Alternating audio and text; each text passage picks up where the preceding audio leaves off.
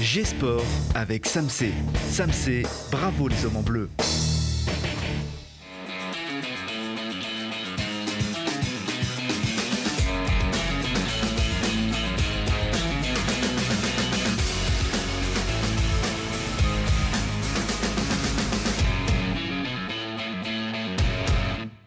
Bienvenue à tous et merci d'être toujours là avec nous sur Télé Grenoble avec G-Sport, l'émission qui vous dit tout sur vos équipes, vos athlètes, qu'ils soient confinés ou non. Et après le sourire de Laura Tarantola la semaine dernière, on a le plaisir d'accueillir cette fois une jeune femme en route, elle aussi, vers Tokyo, ou plutôt en piste. Marion Boras, bienvenue. Bonjour. Pourquoi en piste? Vous êtes championne de cyclisme sur piste.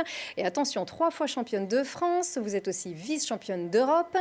Et puis, on va faire votre connaissance dans quelques instants avec toute votre motivation qui vous anime en ce moment. Mais d'abord, on va donner des nouvelles du GF38 qui poursuit son très beau début de saison et qui a gagné à domicile. On est allé voir les Bruyères de Loup qui s'entraînent bizarrement mais joyeusement sans objectif à court terme. Et puis, une découverte d'une discipline à découvrir après le confinement, si possible, le bike polo. Et puis, des nouvelles du FCG Rugby qui n'a pas pu jouer le week-end dernier. L'équipe a été touchée par des cas de Covid. Le nombre de joueurs n'a pas été communiqué, mais on sait qu'à partir de 3, le report est possible. Ils devaient donc se déplacer à Angoulême. Ça n'a pas été possible, mais ils pourront jouer vraisemblablement. Cela n'a pas changé aux dernières nouvelles. Ils se déplacent ce vendredi à 19h à Angoulême. Ils devraient normalement pouvoir s'entraîner, à commencer peut-être par de petits groupes. Mais ils sont attendus donc à Angoulême. Plus de précision évidemment cette semaine dans le JT. On retourne au Stade des Alpes avec cette jolie victoire du GF38 qui signait son retour lui aussi touché par le Covid. Donc après une petite pause Covid, donc comme quoi les joueurs sont en forme. Ils gagnent 2-1 face au Havre, 7e du championnat qui lui a joué tous ses matchs. Ça aurait pu être encore plus large en plus des buts de Tapoko et de Willy Semedo. Les Grenoblois, c'est lui, Willy Semedo, très content aussi.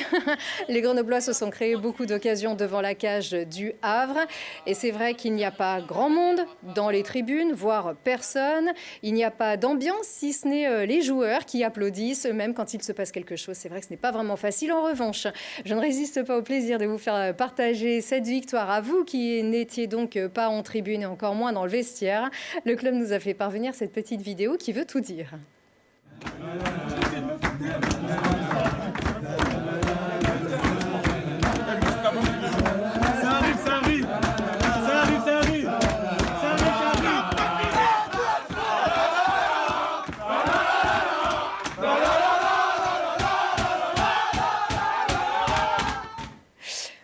Merci à Alexis Sandre du GF38 pour cette image de cette équipe décidément bien joyeuse et qui peut l'être car si l'on regarde le tableau du classement, Grenoble est en 8e position mais avec 2 matchs de retard, à savoir les matchs de Nancy et de Niort. Niort qui est 3e du classement, dont Grenoble n'est qu'à 2 points alors que les Niortais ont eux joué un match de plus que Grenoble. Donc on voit en plus que le poursuivant est Toulouse à la 9e place qui compte 2 matchs de plus que Grenoble. Voilà pour l'arithmétique, mais ça nous met en joie. Et ça met en joie aussi les supporters et également le coach Philippe Inchberger qui nous a fait part de sa satisfaction. Oui, effectivement, on est très très heureux de notre début de saison, notamment notre parcours à domicile avec 4 victoires sur les 4 premiers matchs. Voilà, c'était un des objectifs que j'avais fixé à mon groupe, avoir un autre comportement à domicile pour qu'on puisse communier, évidemment. C'est bien ce qui nous manque aujourd'hui. Et paradoxalement, qu'on gagne nos matchs à domicile et on ne peut pas les partager avec nos supporters. Ça, c'est vraiment très, très dommage pour nous, très dommage pour eux, dommage pour le foot en général. Mais bon, voilà, on a déjà la chance de pouvoir faire notre métier, ce qui n'est pas le cas de tout le monde. Donc, voilà, on est aujourd'hui en position d'attente, forcément, avec 2 matchs en retard qui peuvent nous amener à un classement plus qu'intéressant. Encore faut-il les gagner. Voilà. Donc c'est ce qu'on souhaite faire dans un futur très proche. Les Grenoblois vont jouer un match amical contre Saint-Étienne à l'Étra, vendredi prochain à 15h. Ils iront à Pau la semaine suivante et ils joueront ensuite 2 matchs par semaine dès le mardi suivant, donc le 24 novembre à 19h, pour la reprogrammation de la réception de Nancy. On ne connaît pas encore la date du report du match du déplacement à Niort. Et donc voilà pour le point sur cette équipe en forme. Des nouvelles du BCTM, les basketteuses de la Tronche-Mélan en Ligue 2 féminine. Eh bien, ce championnat a été suspendu. Pas de match cette semaine car c'est la trêve. La reprise, c'est donc le 18 novembre à Strasbourg et à huis clos. Les joueuses ont retrouvé la forme. Seule une est manifestement positive cette semaine au Covid. Les 7 autres joueuses qui ont été infectées présentent des anticorps, donc elles vont pouvoir s'entraîner. Seule une est à l'arrêt car elle présente quelques séquelles, ce qui, paraît-il, concerne 20% des athlètes de haut niveau. Et puis 3 joueuses ne l'ont pas eu. Il y a également eu un cas parmi le staff. Donc voilà pour les nouvelles sanitaires de cette équipe. Le BCTM jouera aussi 2 matchs par semaine avec le report des 2 premières journées et la suite normale du championnat. Enfin, la suite normale, c'est à huis clos, encore une fois. Prochain match à domicile, à bien noter le mardi 21 novembre contre Aulnois. Et on retrouve les brûleurs de loups, alors toujours pas en championnat, la Ligue Magnus est toujours suspendue jusqu'à nouvel ordre, mais les Grenoblois s'entraînent. C'est facultatif en l'absence d'objectifs à court terme, mais ils sont tous là. Et Lina Badreddine est allée voir, il y a quelques jours, comment se passaient ces entraînements. D'abord, ils avaient la possibilité de s'entraîner, mais pas sur leur glace fétiche. Ensuite, massivement touchés par la Covid, ils ont été placés à l'isolement alors que leur patinoire à Pôle Sud venait tout juste d'être livrée. Maintenant, l'équipe est presque au complet, la patinoire est là, mais pas les matchs. Ouais, c'est assez compliqué pour nous. En tant que professionnels, nous, ce qu'on veut, c'est faire des matchs. Maintenant, on est privé de ça, donc voilà, il faut s'adapter et il faut savoir bien s'entraîner et être prêt pour quand ça va reprendre. Donc c'est surtout ça qui n'est pas évident. Donc voilà, aujourd'hui, c'était plus, on s'amuse un peu plus tout en travaillant le cardio. C'est sûr qu'en général, quand tu es hockeyeur, tu t'entraînes pas avec des objectifs, des buts, tu sais quand tu vas jouer, etc. Là, c'est un peu particulier, mais voilà, on s'adapte, on est là pour s'entraîner, faire notre boulot et on écoute les consignes, puis après on jouera quand on jouera, quoi. Et quand ? C'est la grande question sans réponse. Contrairement au foot et au rugby, les hockeyeurs ne peuvent pas envisager de jouer leur match à huis clos, car pas de tribune, pas de recettes ni de supporters. C'est pas évident parce qu'on ne sait pas trop dans quel moment on va voir le feu vert pour jouer. Pour moi, c'est important qu'on travaille sur les choses qu'on voulait voir à un match, puis en même temps que les gars ils s'amusent, qu'ils ne pensent pas juste on joue pas, ça va être long. C'est pour ça qu'on essaie de s'ajuster à côté-là, qu'après chaque entraînement, au moins, on a fait le maximum. Car oui, cette fois-ci, tout va quand même mieux, contrairement au premier confinement durant lequel les champions de France étaient privés d'entraînement collectif. On a la chance de pouvoir rester ensemble et de pouvoir venir s'entraîner tous les jours, donc malgré le confinement. Donc voilà, on est chanceux sur ce coup-là, donc à nous d'en profiter et de garder ce lien qu'on a et de le travailler un peu plus tous les jours. Pour garder le rythme, de la bonne humeur donc, mais surtout des mises en situation de match pour se tenir prêt lors de la reprise de la compétition, même si la suite de la saison est encore floue.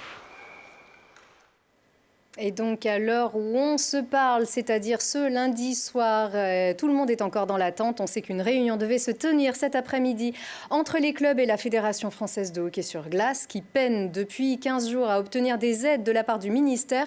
On rappelle que les clubs n'ont pas droit au chômage partiel et on leur demande de jouer leur match à huis clos, sachant que c'est la billetterie qui les fait vivre. Alors une bonne idée pour soutenir le club et vous faire plaisir en même temps, ou faire plaisir à vos enfants et préparer vos cadeaux de Noël. La boutique officielle, elle marche, elle est ouverte en ligne. Vous allez sur le site brûleurdeloup.fr et vous trouvez ce petit onglet en haut à gauche. Vous allez tout de suite voir mon coup de cœur. Hein. C'est le calendrier de l'Avent de Jeff Leloup, car c'est du chocolat avec juste la dose journalière recommandée pendant tout le mois de décembre. Le maillot qui fait fureur, c'est celui du joueur de NHL, Alexandre Texier, redevenu grenoblois pour quelque temps. En attendant la reprise du championnat nord-américain, il existe pour les petits petits et pour les adultes.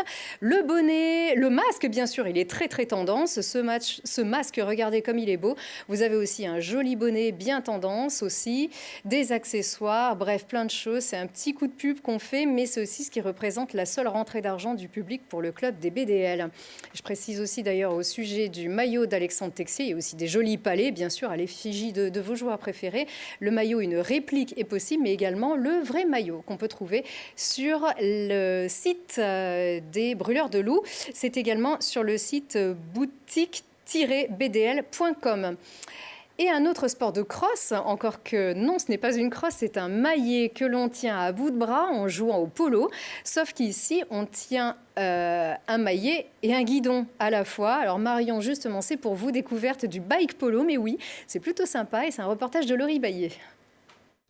Avec une main sur le guidon et l'autre sur le maillet, le bike polo est une variante du water polo. Cette jeune discipline sportive créée dans les années 2000 est originaire de Seattle et depuis 2009, Grenoble dispose d'une équipe mixte qui s'entraîne ici sur l'anneau de vitesse au cœur du parc Paul Mistral.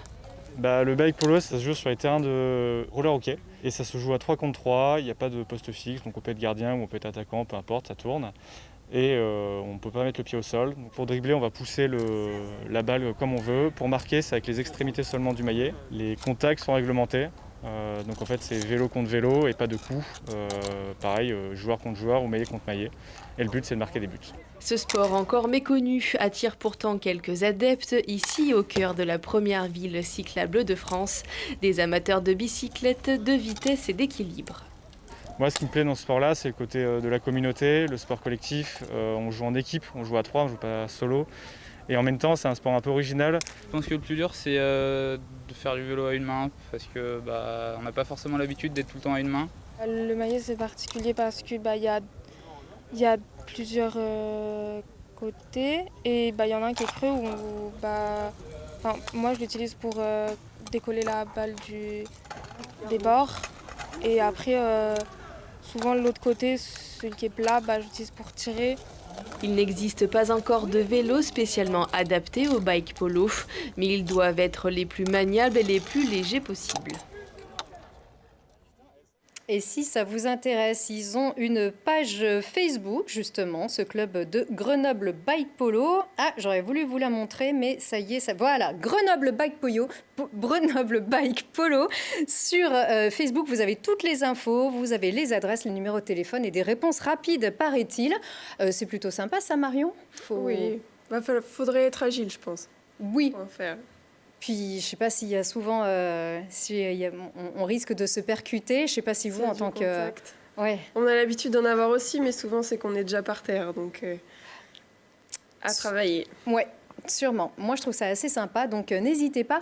On revient sur un vélo normal en tenant le guidon par les deux mains avec cette info. Élise Héroy Nance Peters, donc, qui a terminé sa saison avec un beau Tour d'Espagne.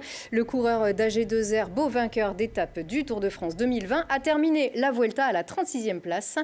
Et donc, le vélo au féminin, c'est tout de suite.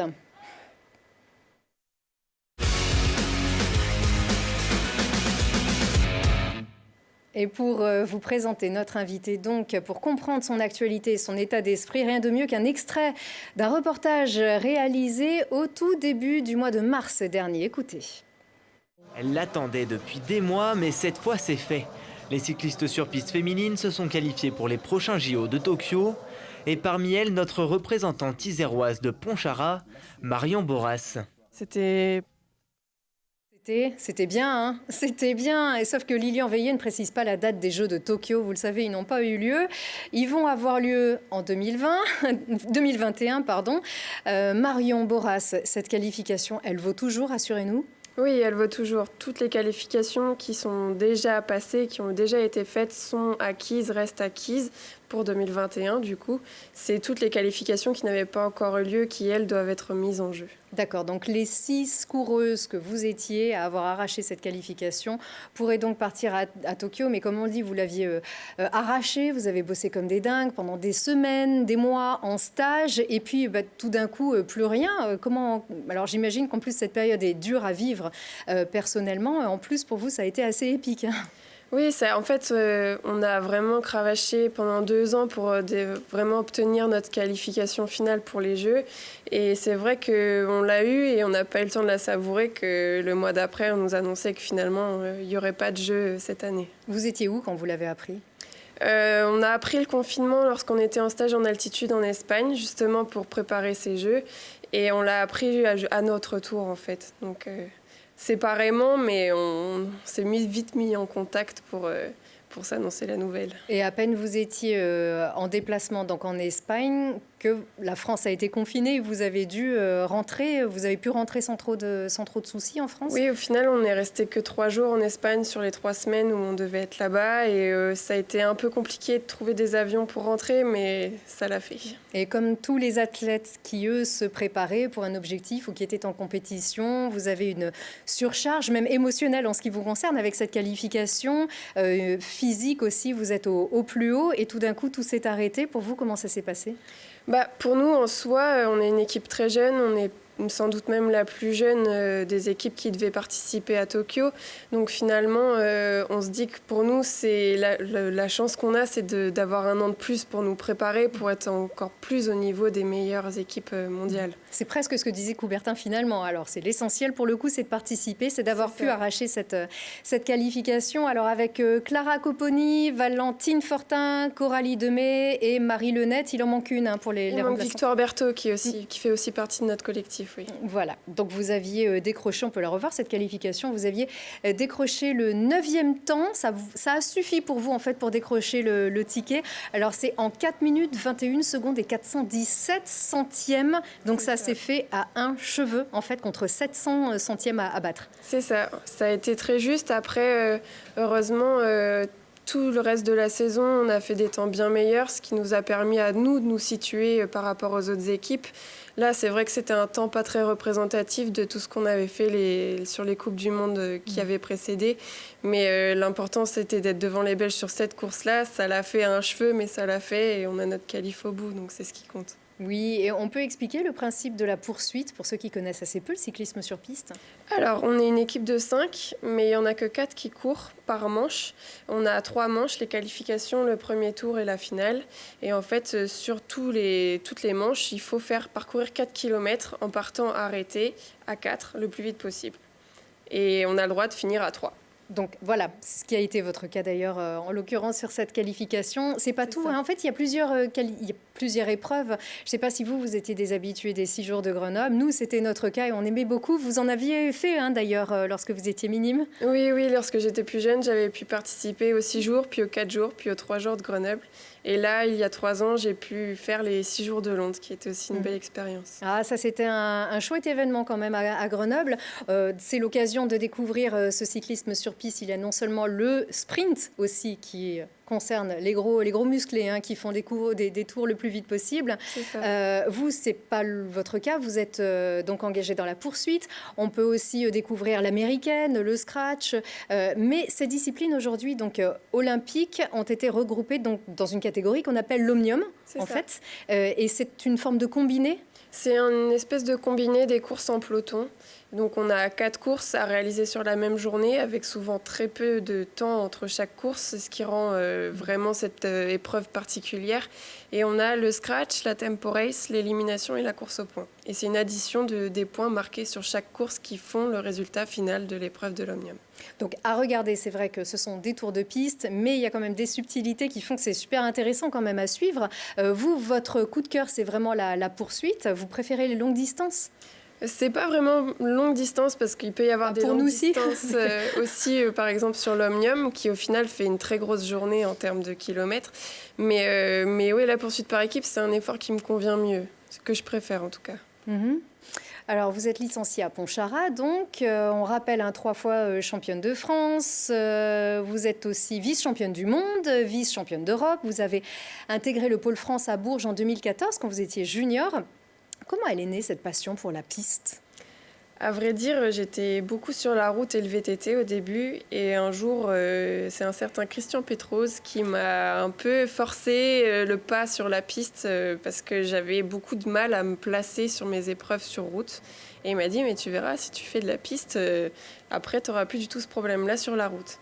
Et finalement, j'ai plutôt basculé du côté de la piste plus que sur la route maintenant. Mais c'est deux univers, en fait. Oui, c'est ça, c'est complètement différent. Et en fait, je pense que je m'y suis mieux retrouvée sur la piste. C'était des efforts qui me correspondaient mieux, que j'appréciais mieux et dans lesquels je performais un peu mieux aussi. Donc, je pense que ça a un peu aidé.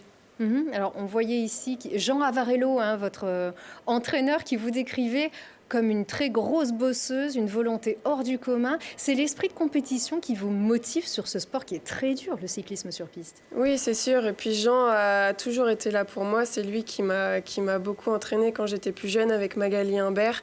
Malheureusement, il est décédé il y a maintenant, ça va faire 2 ans. Mais oui, si j'en suis là aujourd'hui, c'est en grande partie grâce à lui.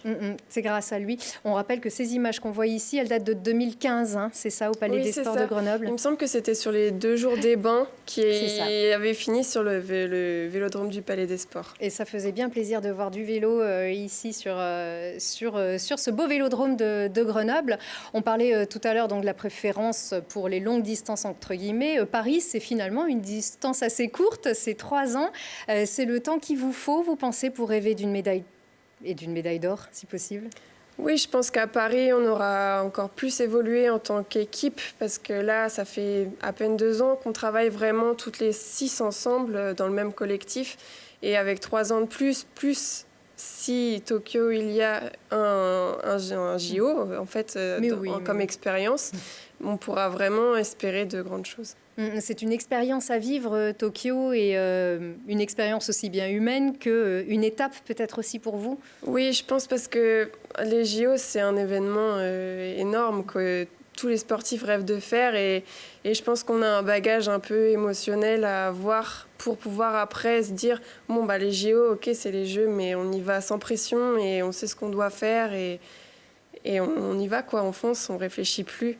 Là, cette année, on pourra le faire, mais plutôt dans le sens où on connaît pas, personne ne nous attend forcément, du coup, on n'a rien à prouver, hop, on fait ce qu'on peut, le mieux qu'on peut, et on ira chercher le meilleur résultat possible. Puis, ça sera peut-être à huis clos, Oui, donc la pression, il y en aura peut-être un petit peu moins. Mais on espère que d'ici là, ça fera dans 10 mois, on espère évidemment que la situation aura évolué et que le public pourra vous applaudir, évidemment, à Tokyo. Vous êtes étudiante en kiné. Merci beaucoup d'être avec nous alors que vous vivez à Orléans et que vous vous entraînez un petit peu partout aussi, dès que possible, en stage. Mais c'est pas facile d'être une cycliste aujourd'hui. Les moyens, il les faut pour pouvoir réaliser toutes ces compétitions. C'est pour ça que vous avez rejoint la team AS Sport à Mélan. Pourquoi ?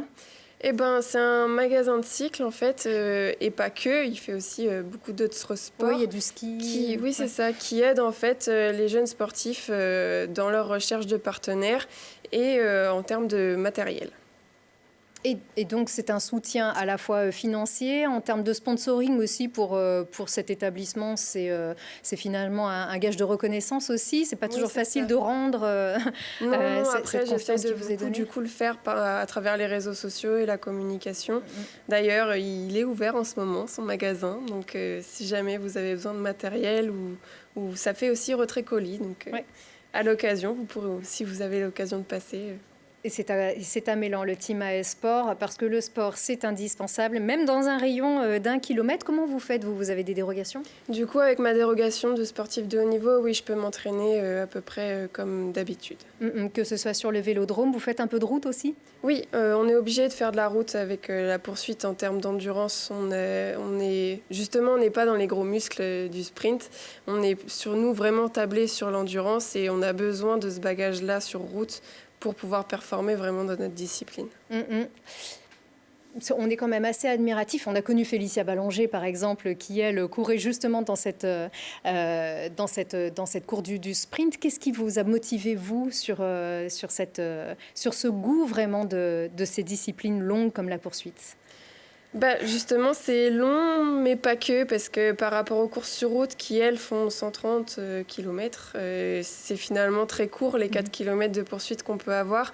Et c'est un effort intense où il faut développer beaucoup de puissance et c'est ça qui me plaît. Et puis, il y a aussi l'esprit d'équipe, le fait d'être à 4, de partir à 4, terminer à 4, réussir à 4, perdre à 4 aussi. On peut même dire à 5 et même 6. Mais c'est plus ce goût-là que j'aime dans la poursuite et dans la piste. Et retrouver ces grands rendez-vous avec du public, avec toute une fête, il vous tarde peut-être de retrouver ce genre de grande fête en France ? Oui, c'est sûr qu'on a pu avoir une Coupe du Monde là, à Paris l'année dernière ou il y a 2 ans, en 2019 il me semble. Et c'est sûr que c'est bien de les avoir en France. On a notre entourage qui peut venir nous voir, éventuellement des amis qui connaissent pas forcément grand-chose à la piste. Et c'est sûr que quand on voit comment c'est fait à l'étranger, on se dit, c'est cool quand c'est en France aussi, quoi. En espérant que ça revienne, bien sûr. C'était un plaisir de vous recevoir. Merci beaucoup. Merci à vous. Et qu'est-ce qu'on peut dire ? Bon confinement, entre guillemets, beaux entraînements à vous. Et puis, on se tiendra bien sûr au courant avant ces Jeux de Tokyo qui devraient arriver, on l'espère, bien sûr, pour l'été 2021. Bonne chance à vous, Marion. Merci. Pas d'agenda pour cette fois-ci, évidemment. Il n'y a pas beaucoup de sports quand même qui jouent. On rappelle juste le déplacement du FCG, c'est à Angoulême. Et puis aussi ce match du GF38 que vous ne pouvez pas aller voir, bien sûr. Tous les matchs sont à huis clos, même les matchs amicaux. Grenoble-Saint-Étienne, c'est à l'Etra et c'est ce vendredi. Merci à tous pour votre fidélité. Bonne chance, Marion, et à très vite.